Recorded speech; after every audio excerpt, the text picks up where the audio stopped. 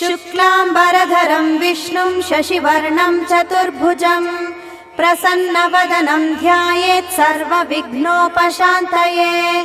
अस्य श्रीगणपति सहस्रनाम महामन्त्रस्य गणकऋषिः निच्छृद्गायत्री छन्दः गां बीजं गीं शक्तिः गूं कीलकं गं गणपतिर्देवता महाविघ्नप्रमुच्यते महादोषात् प्रमुच्यते।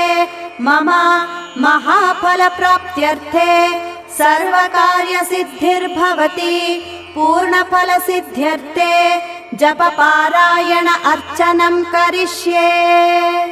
ध्यानम् एकदन्तं चतुर्हस्तं पाशमङ्कुशधारिणं रदं च वरदं हस्तैर्बिभ्राणां मूषकध्वजम्।